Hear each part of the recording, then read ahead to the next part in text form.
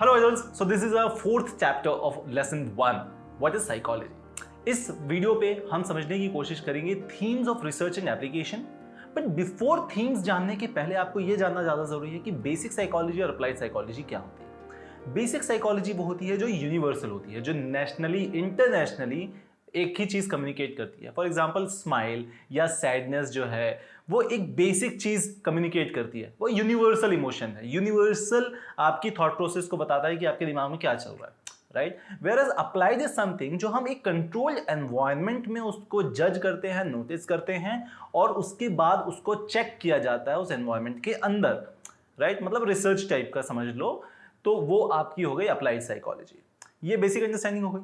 सो जब हम applied psychology की बात करते हैं सो ऑब्वियसली बात है कंट्रोल्ड कंडीशन में आपको उसका रिसर्च करना है और उसे अप्लाई करके चेक करना है बहुत सारे लोगों के साथ. सो यूनिवर्सली कुछ चीज़ें होती हैं, कुछ चीज़ें आप एक सेट ऑफ ग्रुप के साथ चेक करते हैं. फॉर एग्जाम्पल अगर मैंने 5 अलग अलग तरीके के वीडियोज़ बनाए और आपको ये बोला कि आप ये वीडियोज़ को देखो और रिएक्ट करो, आपको किस तरीके से रिएक्ट करना है, आपको अच्छा लग रहा है, बुरा लग रहा है, ठीक लग रहा है, जो भी आप रिएक्ट करते हो, तो ये एक कंडीशन हो गई और उस कंडीशन पे मैं चेक कर रहा हूं कि कौन से टाइप का कंटेंट आपको ज़्यादा पसंद आ रहा है या कौन सा टाइप का प्रेजेंटेशन आपको ज़्यादा पसंद आ रहा है और उसके एनालिसिस के हिसाब से फिर मैं अपने आगे के वीडियोस को बनाऊं.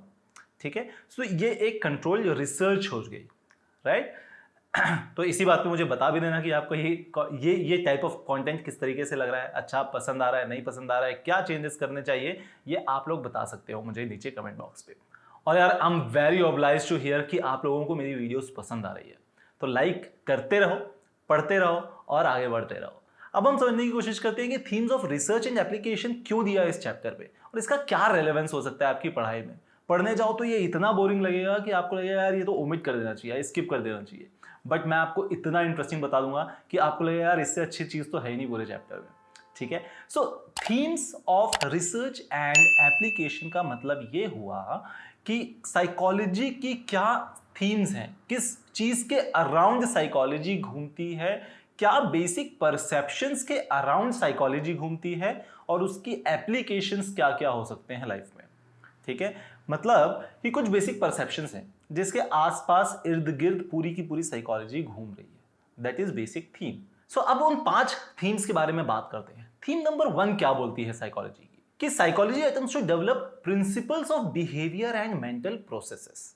सो साइकोलॉजी क्या कर रहा है, बिहेवियर और मेंटल प्रोसेस का एक प्रिंसिपल बनाने की कोशिश कर रहा है. प्रिंसिपल मतलब कि वो हर जगह अप्लाई हो सके, राइट. सो इसके कुछ सर्टेन पॉइंट्स हैं. अगर आपको नोट्स चाहिए होगा तो आप मुझे इंस्टाग्राम पे फॉलो करके डीएम कर सकते हो कि सर मुझे नोट्स चाहिए और मैं आपको पीडीएफ भेज दूंगा. सो उसके लिए इंस्टाग्राम पे आपको फॉलो करना पड़ेगा.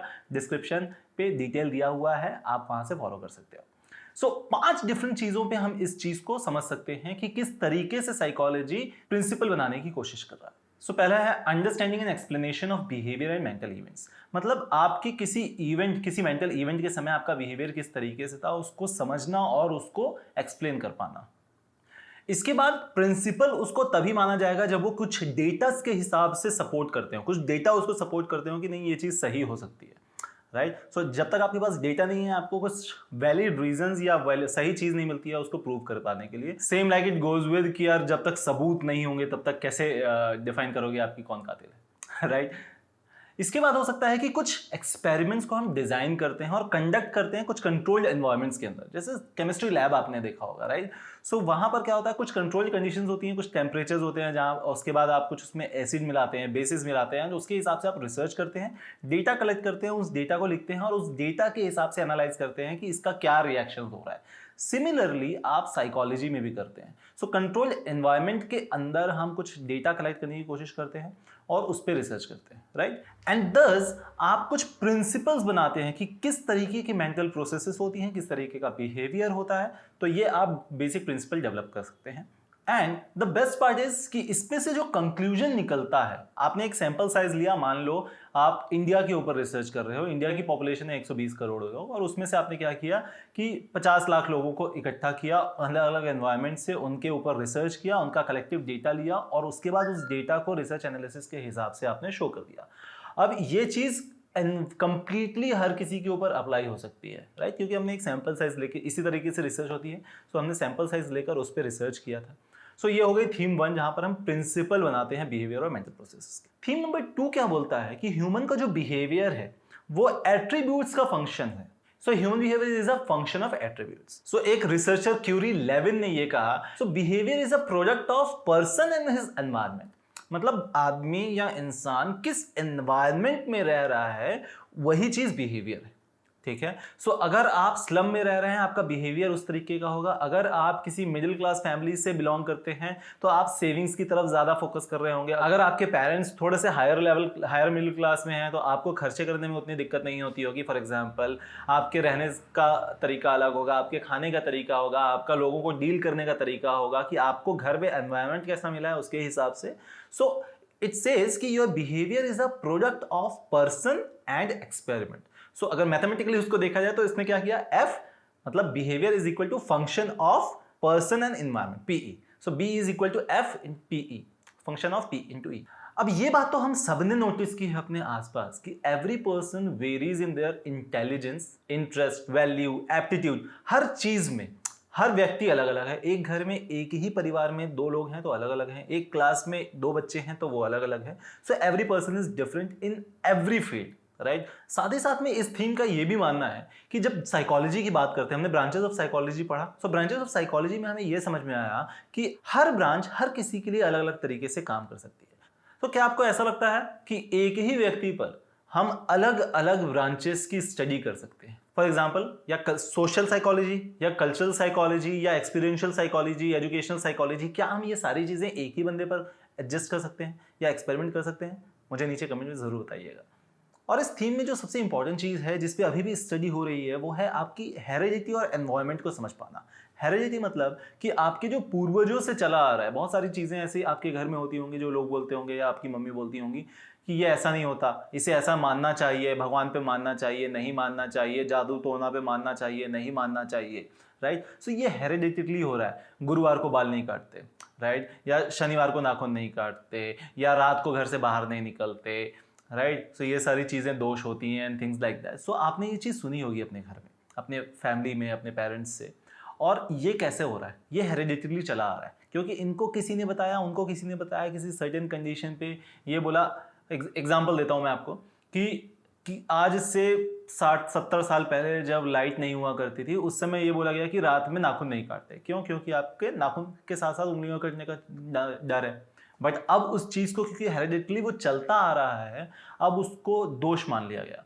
अब उसको ये मान लिया गया कि नहीं नहीं, रात को नाखून नहीं काटते।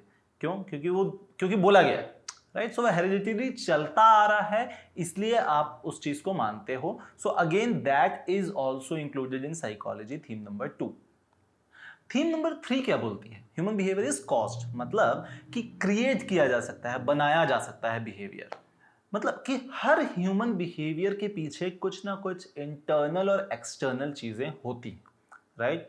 और सबसे इंपॉर्टेंट चीज कि ये जरूरी नहीं है कि एक कॉज हो, एक के पीछे दूसरा कॉज, दूसरे के पीछे तीसरा कॉज।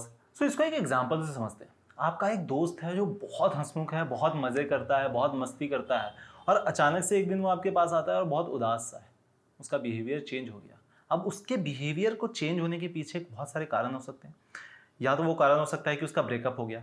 अब उसका ब्रेकअप क्यों हुआ उसका भी कोई कारण हो सकता है, कि हो सकता है उसने सही समय पर कॉल ना लगाया हो या बर्थडे विश करना भूल गया हो। तो उसके भी कारण हो सकते हैं कि वो बर्थडे विश करना क्यों भूल गया।